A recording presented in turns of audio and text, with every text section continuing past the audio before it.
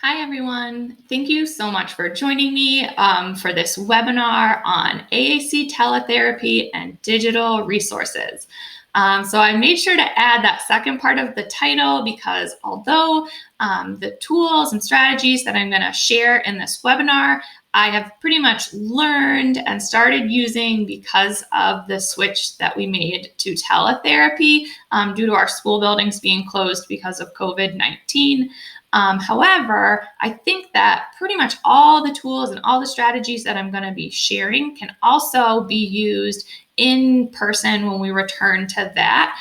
So it's a lot of digital therapy activities, ideas for how to model AAC and how to create static display modeling. So we'll talk about all of that, but I just wanted to make sure that I mention, even if you're transitioning away from teletherapy, I think that really everything that will be discussed is something that will be useful also in person. So, I need to make sure that you can see the bit.ly link. My name is Sarah Gregory, and I am a speech language pathologist and assistive technology consultant in upstate New York in the Ithaca City School District. So I have part-time, I see students directly, and then the other part of the time I'm consulting and coaching teams of students who use assistive technology. So you can go to this bit.ly link, or you can get this QR code to get the slide deck for this presentation. Make sure that you do that because there's a lot of links to get more information about a lot of the things that I'm sharing. So I have linked my YouTube channel here, and a lot of the activities I share, I have YouTube videos where I go into more detail of how to create these things or how to use them, how to do some of these modeling strategies. I also put links to my social media because I'm really happy to talk or chat or answer questions with anybody. I love talking about AAC. So please reach out on one of those platforms if you have questions. All right, so to do an introduction and a little overview of what we're going to learn about in this webinar, I think this first phrase here really describes my feelings as we transitioned from in-person therapy to teletherapy, that we're building the plane as it's flying. I started teletherapy sessions before I really had much of a clue of how to do it or what was going to work. It was a lot of trial and error, a big learning curve. So I just am so excited to be able to share some of the strategies that I've found to be useful for my students. And that's really why I started my YouTube channel a few months ago, because I just felt like as soon as our school buildings closed, and it was really happening across the country, that so many other assistive technology professionals were just so generous with their time, sharing what they knew. People who had already been doing teletherapy were, rushing to put together webinars, and it just was so wonderful to see our community come together like that. So I wanted to be able to share some of the stuff that I'm now learning. So a lot of what I'm going to talk about here is we're using digital materials in our teletherapy. We're looking at students or clients who are using AAC. So we want to be able to provide aided language stimulation or modeling on their system. So when I first started doing teletherapy, I kind of had this idea of what would be the perfect SLP AAC teletherapy. And it was like me having a green screen background with the home screen of my student's device, having my iPad mirrored so that their system is being modeled throughout the session, then figuring out whatever boom cards are and having that pulled up. And I quickly realized that that was too much. And that if I was overwhelmed by juggling all of this tech in my sessions, then my students were feeling that, and they were really losing engagement, which is the cornerstone of the therapy that I do with my students. So I pulled back a little bit and made it easier for me to manage teletherapy, and I think that it ended up just making it a lot better for my students. Now, another mindset shift that I had during this time was not putting all of your eggs or sort of all this pressure on your 1 30-minute teletherapy session.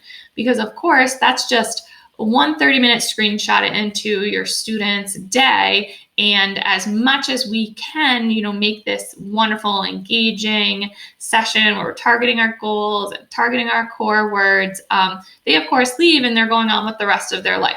So I found that it, again, takes a little bit of that pressure off and just really supports carryover of skills at home if we focus more on their whole week, their whole life, what else they're doing, and really looking at the family and caregiver support, which I think has been, for me, one of the biggest silver linings of doing distance learning, is that we've really connected with families and that our communication is much more of two-way communication. It's not just me sending home the core word of the week, but I'm getting a much better picture on what my students like, what they do at home, and what the priorities are at home. And so that's just been really great. So in the rest of this webinar, I'm going to share tips and tricks about making teletherapy engaging yet manageable. So always balancing that, like, what are we going to use? What activities are we going to do? How can we get the most bang for our buck of really getting modeling and aided language stimulation embedded into activities so you're not juggling too much? Now, look for this YouTube icon in the slide deck, because any slide that has that icon will have a link to a specific video. I also have links to people's social media accounts who I've learned from or who have been inspiring to me during this time. So look for those icons. Now, as I talked about, coaching and support at home has really been one of those silver linings for me. I really love this SLP Kate McLaughlin and the supports that she's sharing. She has a Facebook group, and also on her Instagram page, she has these visuals for just lots of everyday activities. So again, this was a mind shift for me, that I was thinking about sending homework home or things that I can send to families or caregivers to support my AAC learners. I really didn't want it to be like an extra thing that they had to sit down and do. So I'm trying to get feedback on what are things that you're already doing that you love to do together at home. Like this example is of a morning routine. We all have to get up and get ready for the day, right? So then we're going to look at how can we embed core words? How can we embed our goals or the skills that we're trying to target with our students or clients into things that are already happening? And I think this is, first of all, more manageable for families, and it's also more meaningful when we can get those natural communication opportunities, that it's really taking our students a lot further than if we did something that was just really decontextualized from what the rest of their life is. So one piece of advice that I have is to look at only using one piece of tech in your teletherapy sessions. So I was speaking with a group of SLPs maybe about a month ago and talking about like interactive PowerPoints and boom cards and all of these tech therapy activities. And somebody stopped me and said, what would you say to somebody who's just too overwhelmed by all of this technology that's just so new to them? And so I thought about it and I said, to be a great teletherapy session, you don't have to have a green screen. You don't have to have boom cards. You can just pull up a system to model and read a book. So for this example, my theme for the session was to read Dear Zoo and to kind of talk about the language core words around that.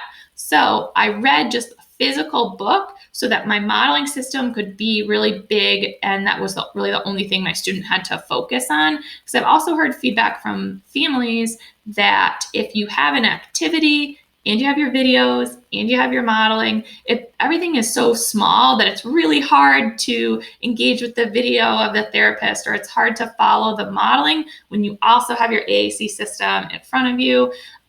So what this looks like is, like I said, I read the book, the physical book, so I could be opening the doors and modeling my language target. So I was modeling open, modeling don't want, and then I closed down my system and pulled up my interactive activity, which is this boom card from AAC SLP's SoCal. She has a Boom store and also an Instagram where she shares really awesome AAC ideas. So there's links there if you want to check that out. So then I close out my modeling and I just have my one thing that I'm sharing. And for this activity, I just held up a core board that mirrored my student's system. I really like this one that I'm showing because it has a lot of the buttons hidden, so it's visually easier to follow where I'm pointing. And even if you don't hold up a core board, you've already modeled your target words.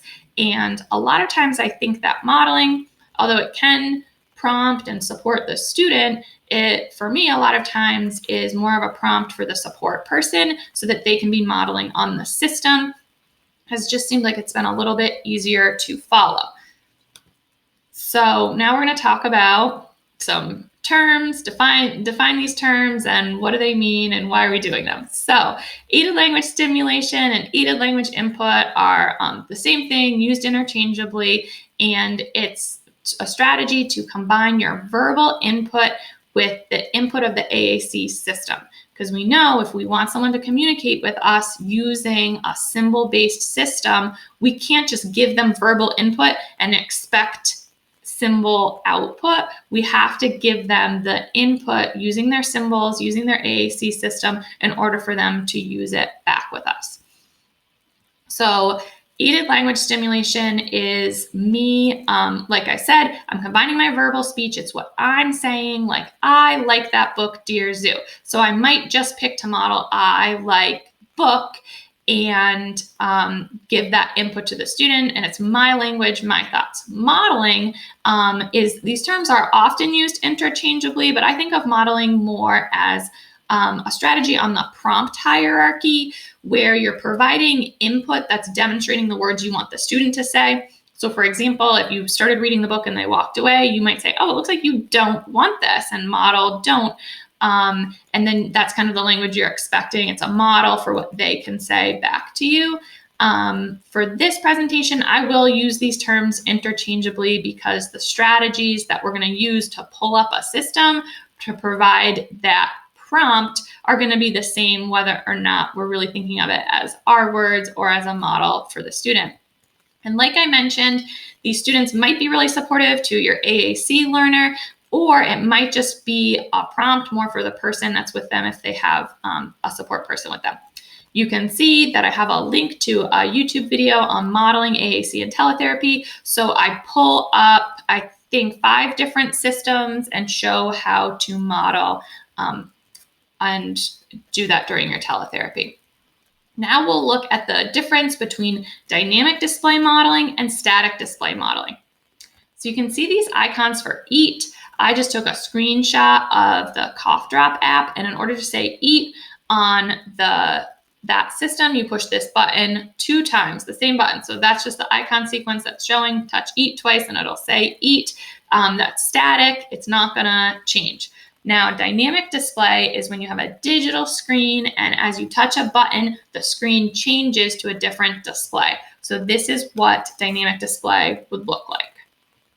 To say the word fight, you touch those 3 buttons and it shows you exactly what that looks like, what buttons to hit. So first we're going to talk about options for static display. The first is just taking a screenshot on your iPad. So if you have your communication app on your iPad, you can just take a screenshot and use that home screen as a prompt for your student or client. And I will show when I go into therapy activities, I'll show how we can kind of put a shape over to drag around to give you that modeling.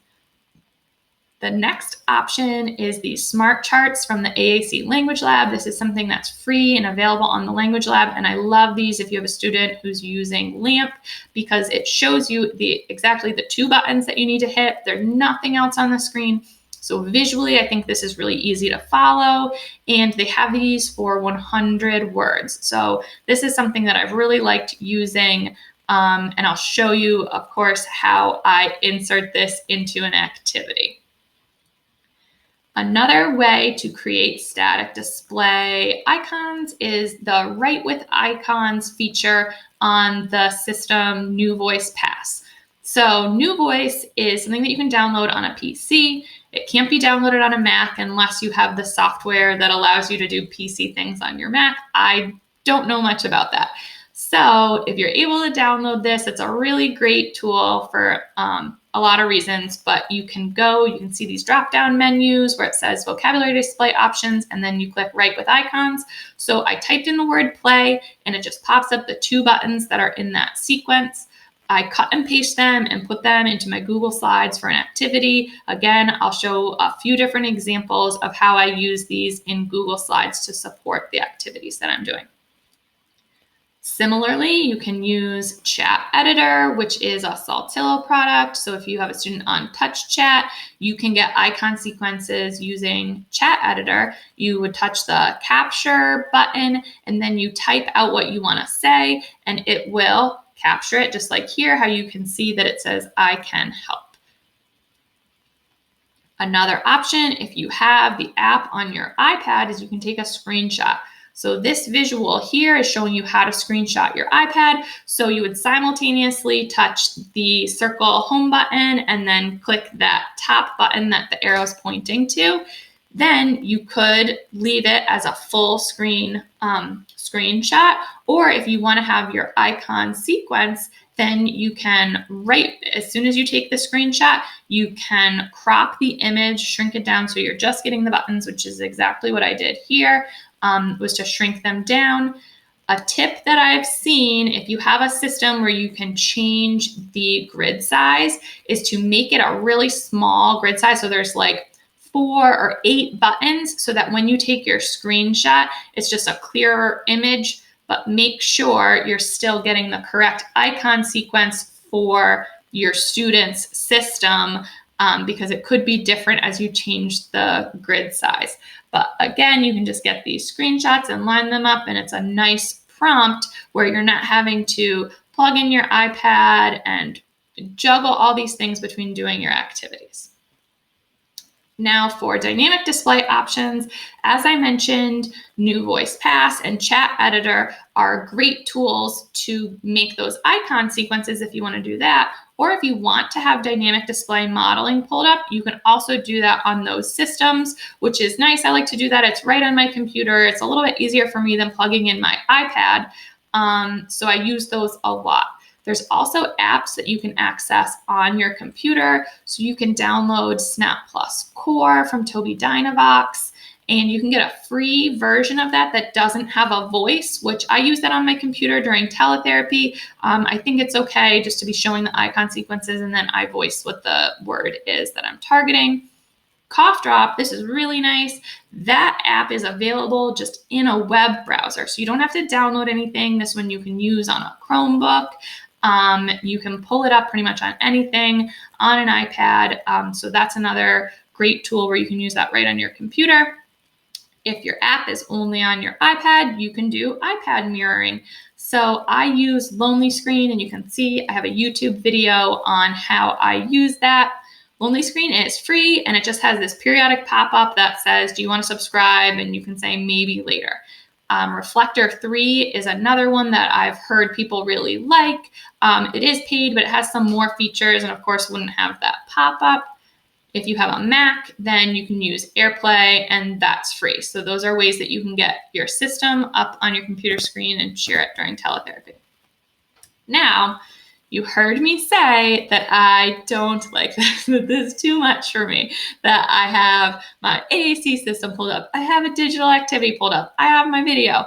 So when I want to do something like this, like a lot of times I'm doing it reading a book, and then I want to provide aided language stimulation with my students' system so that they can really see those icon sequences and really just get that input. So I'll do this as a pre-recorded video. So I'm not doing this live with my students, which it makes it easier for me because I'm not worrying about the engagement with the students, and then they can watch it at home with their family, and they could practice modeling on their own device, or it's something that they could just watch and look at to get that input with their symbol system. So a lot of times I use the website Epic to pull up a book. If there's something that you want to read that's not available on Epic, it's probably on YouTube. So what you can do is, I can't remember where I heard this tip, but if you pause the YouTube video and then you click your over arrow, it will click ahead about 5 seconds. So a couple clicks will give you a turn of the page. So that's nice to really get any book that you want to read. So I use Screencastify and I make this video, and then I'll use it to send home to my students to use at another time, sort of for more of that generalization and carryover. So now we're going to get into therapy activities. So these are a few of my favorite things, some ideas that I've found that have been really engaging for my clients, and I'm specifically going to show how I embed my AAC symbols within an activity to decrease the mental load for myself, make it easier for me to just have brain space to really engage with my client and judge how they're doing, if they're engaged and liking an activity, and switch if I need to. So you can see there's a link to a YouTube video that shows some details on how I made these videos if you want more information. So here is how I organize my teletherapy sessions. I do it all within Google Slides. I love Google Slides. So a lot of the activities that I make where I put in my AAC icons, I'm making within slides. So I'll show you that. Not everything I do is within slides, but I still am using this slide deck to organize and make a therapy plan. So for example, this is a book from Epic that I want to read. So I just make this text a hyperlink so I can click on it and it links right to the book. So I really like this strategy of making a slide deck for each of my students for a couple different reasons. So it just helps make me be more organized, and then it also acts as a visual schedule or even a choice board for my students. So when we log into Teletherapy, I can show them, these are the activities I have planned for today. Do you want to listen to music first or do a book first? Oh, if you want to do the book, then we'll move that up. And so you can create your schedule, and then you can just go down it as you do your teletherapy. I also really like this in terms of providing that extra support and carryover to home. So I can just take this slide deck after I've done the activities with my student and shown what words I'm using with different activities. I can just make a copy of the slide deck and send it home so that as they want, they can pick the activities that they like and recreate them at home.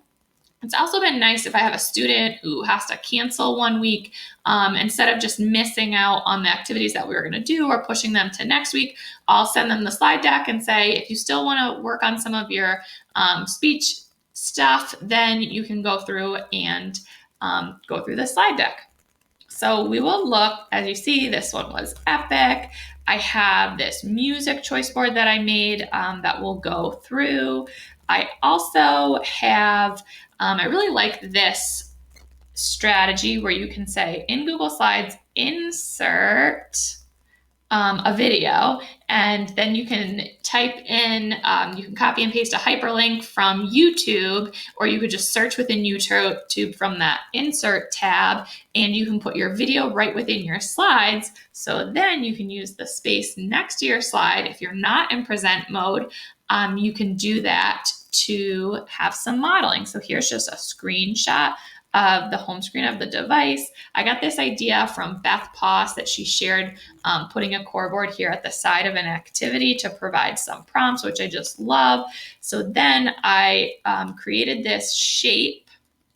I just inserted a shape and made it transparent. I'll show you how to do that in a minute, and added the arrow to it to just make it this bright, bold highlighter, highlight the word go, so I can play this silly video, and then when I stop it, my student can have that prompt to say go.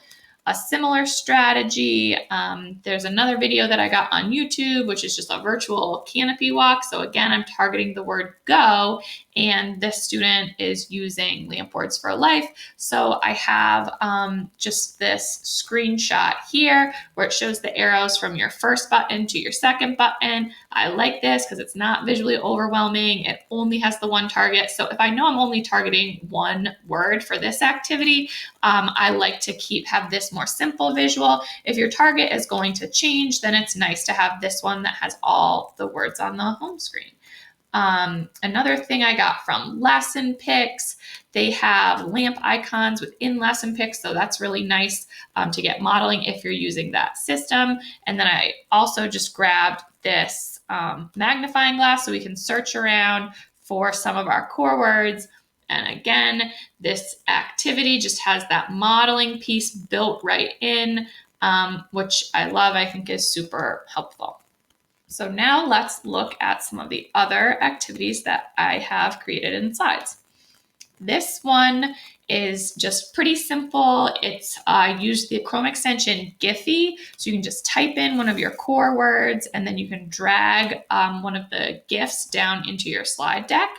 So what I did was picked a core word. I used, in this case, New Voice Pass software and write with icons so that I could cut and paste the icon sequences, and then I just typed the word. So super simple and a pretty fun activity. I used this recently with a 3-year-old student that I work with who is new to using LAMP Words for Life, and these icons, he is 3. I'm not expecting him to be looking up at the icon sequences and figuring that out on his own, but his mom is there to support him in the teletherapy sessions. So I didn't have to tell her anything. She just immediately said, oh, those are the symbols from your device. And so she was really easily able to model for him on his own device.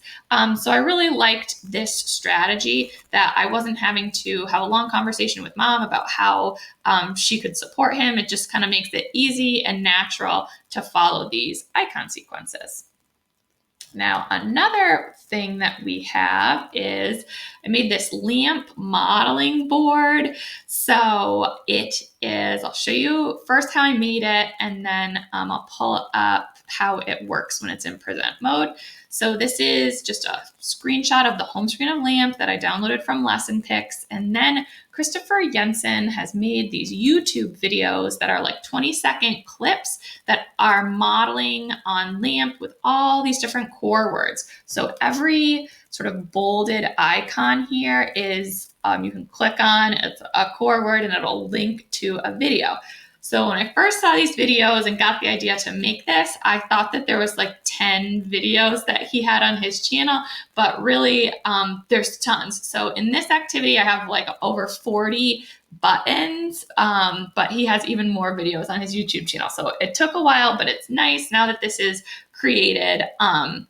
Also, there's going to be a link in the slides for this activity if you want to use it and have it sent home. Also, the next 2 activities that I'm going to share, the GIF one and then the music choice board that I'll look at next. Those you can download. Feel free to edit them, do whatever you want. That hopefully is something helpful that you don't have to then create on your own. So let's look at what this looks like in Present. So you can see here, it just looks like the home screen of our device. And then anything you click on, I'm going to click on Read, and it just links to this really short video where we see modeling of the word read and then acting out the word read. So this is, my favorite sort of strategy is it's all built in. Like I said, it took a little while to create this up front, but now I have this activity that I can do anytime and I don't have to think about, okay, now I'm modeling each of these words. There already is a video built in with modeling. Here is another activity. This is a music choice board. I just looked up some pop music, trying to make something a little more age respectful for my older students. And I inserted the videos into different slides in a Google slide deck. Now you could make something like this for really any kind of different activity. You could make it, for preschool, nursery rhyme things. Again, you'll have a link to this. So if you want to just edit mine and put different music videos in, you can do that. So I made each of these texts hyperlink so that it will link to, see, this one links to slide 3, so to the corresponding video. I did that same trick with inserting a YouTube video for every song that I wanted to do. This finished button will link to a little modeling video, which will then link home. So this is sort of what it looks like on the back end, and then we'll present it. I'll show you what that looks like. Oh, went from the wrong one. Okay, so let's start from the beginning. So we're going to say the student picks that Cardi B song, so it'll link and start playing automatically. And then when the song is finished, you can even choose the format option in Google Slides and cut it down to like a 1 minute or a 30-second clip if you want to do that. Then you can see we have this little icon from the student system to prompt them to maybe say, okay, it's finished. Then when we click that, it links to this modeling video. Like it.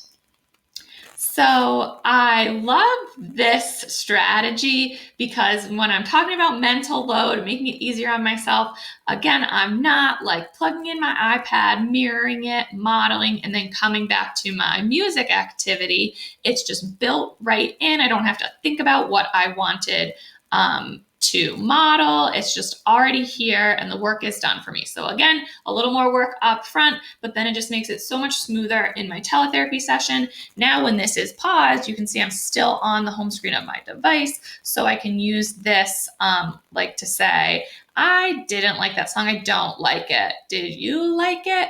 And provide, again, that little bit of a prompt. Then if they want to listen to more music, I could prompt them up here, or I'm just going to click here and I'll come right back to the home screen again.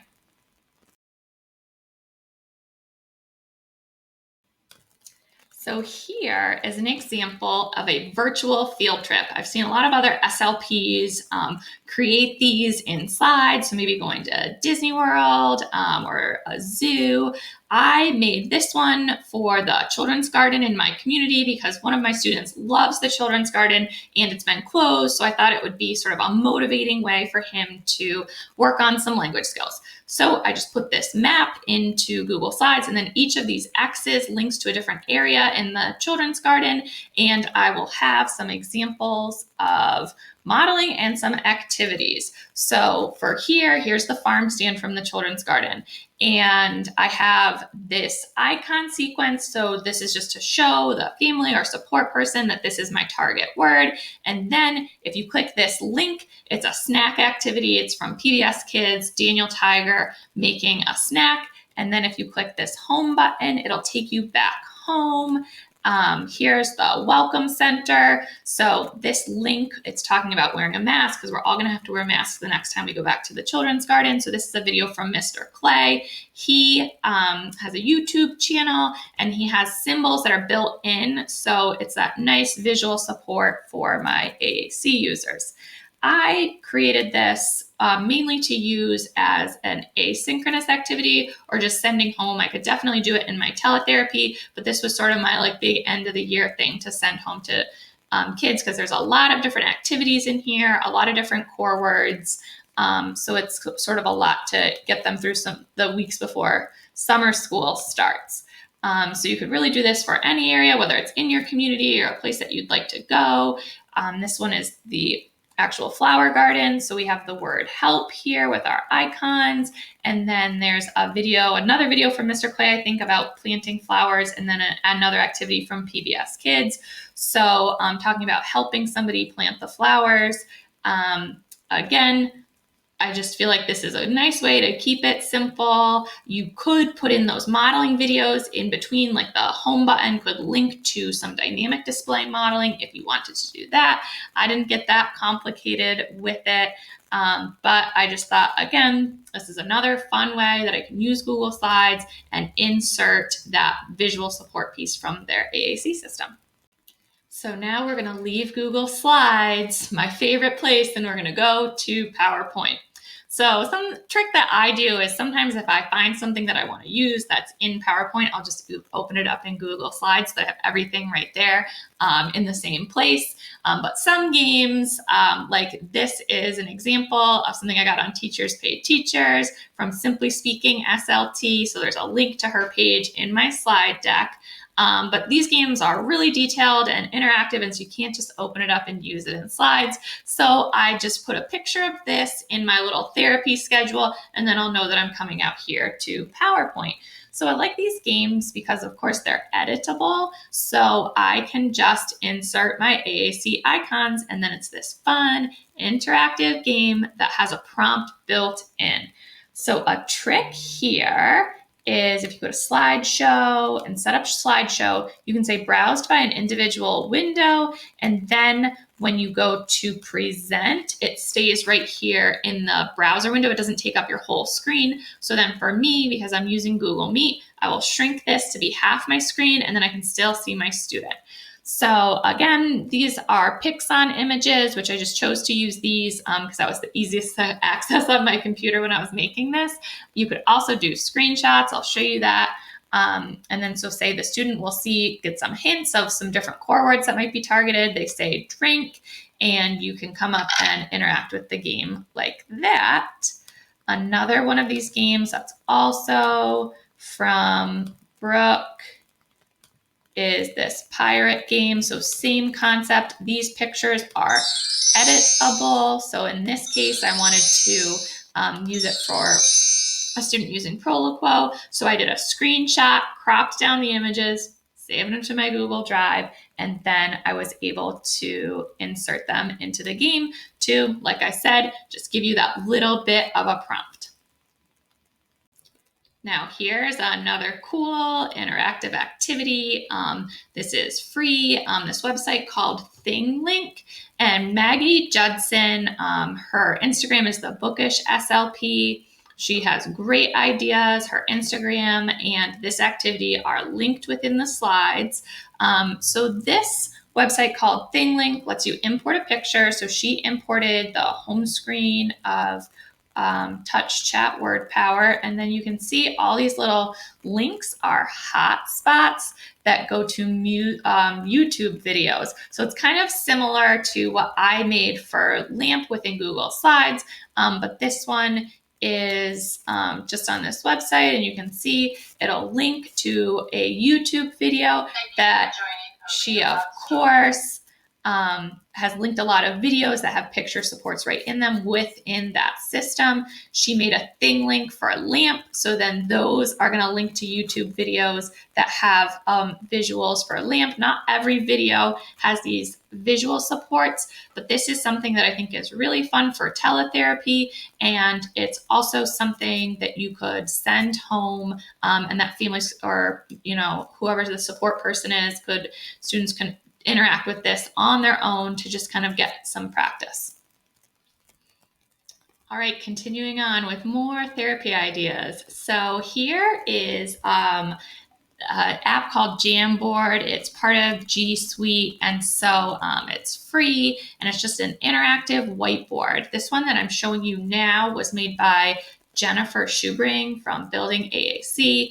In my slide deck, she's linked, so follow her on Facebook. She's another great resource for learning about AAC activities. So she made this Jamboard to go along with the book I Really Like Slap by Mo Willems. She also has on her blog a Google slide deck of like 40 slides that beyond just this Jamboard, all of these AAC activities to go along with that book.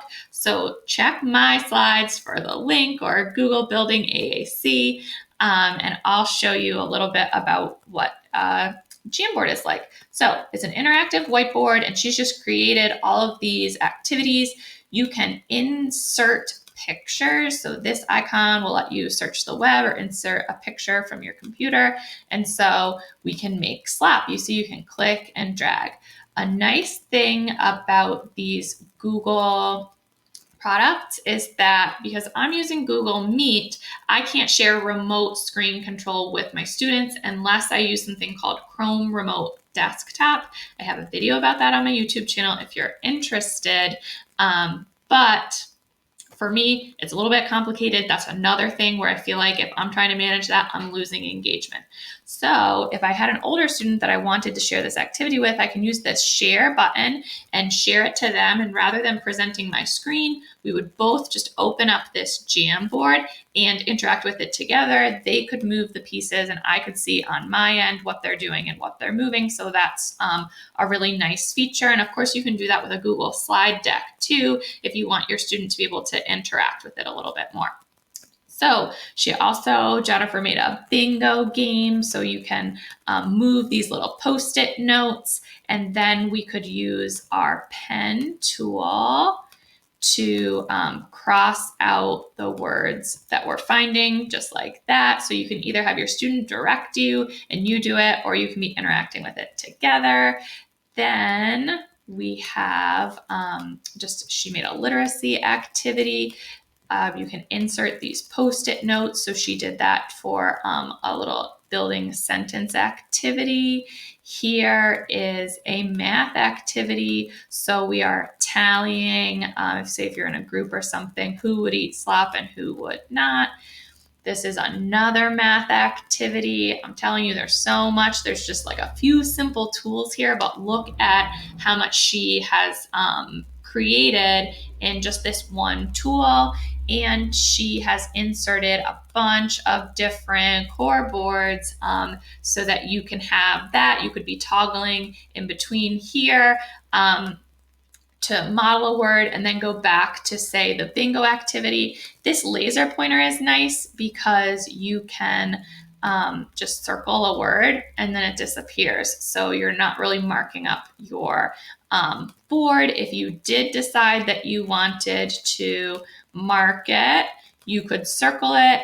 And then when your session is done, you can there's an erase tool. So simple tool, but you can do a lot with it. Next thing we're going to talk about is wordless animated shorts. So I'm just going to show you this. I have this document that was created by Lauren Enders, and she references all the people that she took inspiration from to create it. And it's just this list. Some of these I had known about. I really like using wordless shorts in my teletherapy because I'll just turn the sound right off, and so then my client and I can continue to have a conversation. It elicits a lot of language. They're really fun. I know I kind of ran out of ones that I knew about that I felt like were appropriate to show in therapy. So here is this wonderfully organized list by Lauren Enders. And again, that's linked in my slides. Now we have boom cards. So I'll just show you a couple that I really like to use. This one was created by my friend Allison. She has a store, the Speechy Frenchie, because that's her dog there. And it's all about describing colors and size. So you can see it's just a pretty simple thing to interact with. We'll choose the size and choose the color. And this one doesn't have prompting built within it. So what I would do was at the beginning of my session, I would pull up my device. I know I'm targeting big and small, so I'm going to model those a bunch of times. I'm going to model colors just to give that reminder to my students, kind of pre-teach, and then we could go into this activity. Here's another one. Rachel Madel has made a bunch of boom cards, which I love hers. There's so much in the Boom store that it's hard for me to find time to kind of search around and find what's good. And so I know Rachel is an AAC SLP, so I know she's going to be focused on core words, the things that I want to target. So this one is put on. And although this isn't the exact symbol of my student's device, it still gives that visual support of these are the words we're targeting, put and on. And then you can see you can drag, as they say, put on, you can drag things over. Now we're going to talk about books, more about books, because of course, literacy is just one of the best ways to target language. So as I said, my same friend Allison created this on YouTube that is reading All Are Welcome Here, and it has lamp icons. So you could just play this video. It could be something that you send home, or if I wanted to be kind of more in control of the pace and reading it to my student, then I have stopped the video and I'm just going to push the forward arrow on my keyboard, and then I can be turning the pages and I can be reading it and beautiful, just what I wanted to see. My AAC icons are in there to support that aspect for my student. Epic. Okay, so I thought I had pulled a book up here and I didn't yet. So let me pause. Okay, here we go. So this is a book by Peter Reynolds. He's one of my absolute favorite authors, and a bunch of his books are on Epic. Epic is free for educators. So I like this because it's just like a nice, clean look. I think this is easier to see than necessarily holding up a book. If I'm going to do a pre-recorded video, I like to have it on my screen, although I do both. Sometimes I'm holding up a book, just depending on what my goals are and what I want to do. So again, for this, what I would do in therapy is I would start by modeling some core words that I know are going to be found in this book. And then I'll just go through and read it with my student. And because this is in a web browser, I can, of course, shrink it to the size that I want. Another book is, I found this PowerPoint book. This is, again, my friend Allison. She has her Teachers Pay Teachers store is linked, but this book is on there for free. So it's just, again, a little book with her dog, and then it's targeting some of that core vocabulary, and it has the icon sequences there. So this isn't necessarily going to be an activity where we're targeting literacy or targeting our student reading, because it's that icon sequence. So this is more of just a prompt for maybe the student, maybe their caregiver, of what vocabulary we can say to describe the pictures in the book.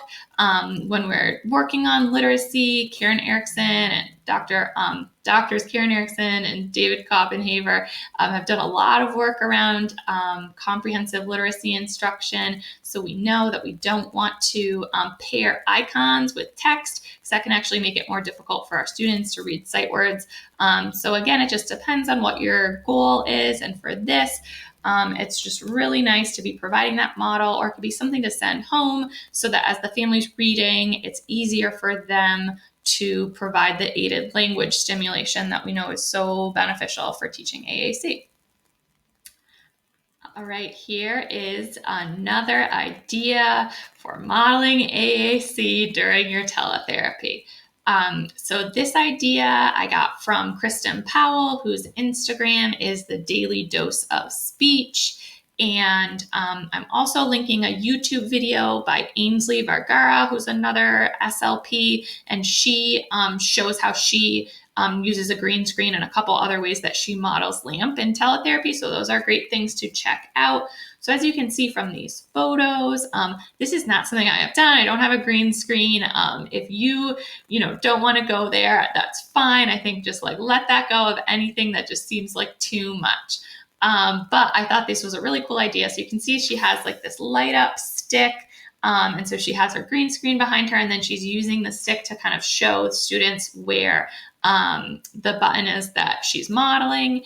Then she also did one here where her background here is this descriptors visual from Rachel Madel. That's free on her website, so that link will take you to the descriptors. And you can see that Kristen has it as her background, and then she's going to hold up an object, show something to the student, and she will point to the different, she's pointing to size. So what size is it, big or small? So this is something where you could do some dynamic display modeling, or maybe you're just using this to be a little more open-ended and talk about some of those descriptor words. So I think that wraps it up for what I had for therapy activities. I know that was kind of an overload, but just keep in mind everything is organized in the slides. So I was sort of showing real time how it looks when you interact with these websites and stuff, but there's like screenshots and links within the slides so that it's all organized if you want to go back and learn more about something or find a resource. So the last thing I want to talk about really is the prompt hierarchy. So I've been doing a lot of thinking about this as we've transitioned to teletherapy. What's been different? What's been good? What might we want to look at and change? So there's a bunch of different versions of the AAC prompt hierarchy. This is one that I really like. It's created by Kate Ahern, and there's a couple of things I like about it. The first is that she has taken out physical prompting from the hierarchy. So I know some of the older ones you'd see down in that red area, it would say light physical prompt or full physical prompt. And so I really like something that's been a nice silver lining about teletherapy is that because there's that screen in between us, it has, I think, removed some of the amount of prompting that I've done with students, and we're really letting them be more independent and seeing what they can do on their own. They're getting like a little more autonomy. So of course, this prompt hierarchy is very helpful for us to do that discrete teaching of language and concepts, but it's also really important to be able to back off and let our students or clients say whatever it is that they want to say. The other thing I really like about Kate's prompt hierarchy is that umbrella at the top, where just sort of the overarching idea behind supporting our AAC users is that aided language stimulation. So we always want to be providing that no matter where we're falling on the prompt hierarchy. Something interesting that I've really been thinking about and talking to colleagues about is this hierarchy different for teletherapy than it is in person? For example, if I'm working with a family member or a caregiver, I might want to share this with them and talk about the first thing I'm going to do is try to create a really motivating activity. Then we're just going to wait and use that expectant pause. If they don't say anything, okay, where do I go from here? In teletherapy, am I going to be modeling on my computer? Am I going to be asking the caregiver to provide a model? So that's something that would be really beneficial to talk about and sort of have established with the support person. Because that can be a really beneficial relationship, and it helps them understand sort of what our strategies are for sort of living out the rest of their time when they're not with you in teletherapy. So I think this is just an interesting thing to consider. I don't necessarily have all the answers for this yet, but I think it's worth sort of re-looking at this and thinking about how maybe we are giving our kids or clients more independence right now. And do we want to rewrite our prompt hierarchy for when we're in person?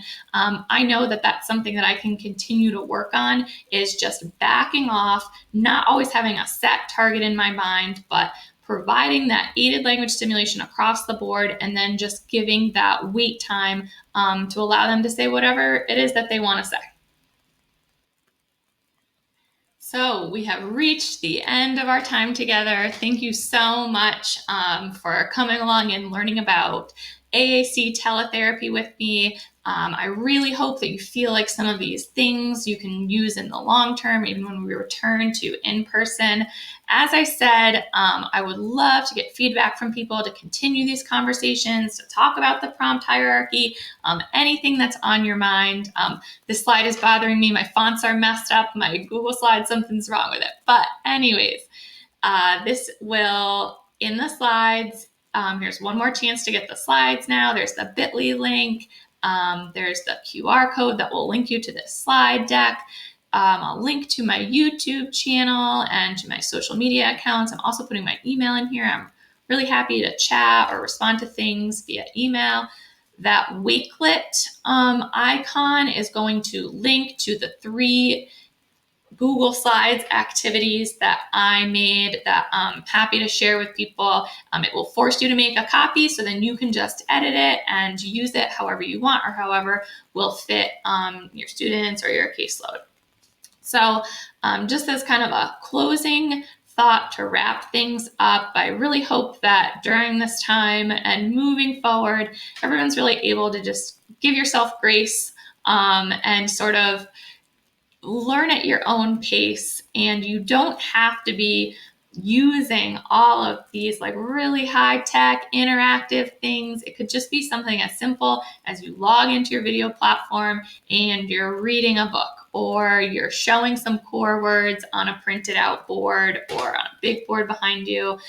There's so many different ways to be successful with your AAC teletherapy that I know that was something that was a little bit difficult for me, that you see on social media of like, oh, these beautiful, brilliant interactive sessions that I just thought, I can't do that. I don't think I can do teletherapy. But we can. It's just a matter of sort of sticking with our own comfort level. And I know for me that one of sort of the hangups was when I tried to do too much and overwhelmed myself, and then it wasn't as good a therapy or as engaging as I wanted.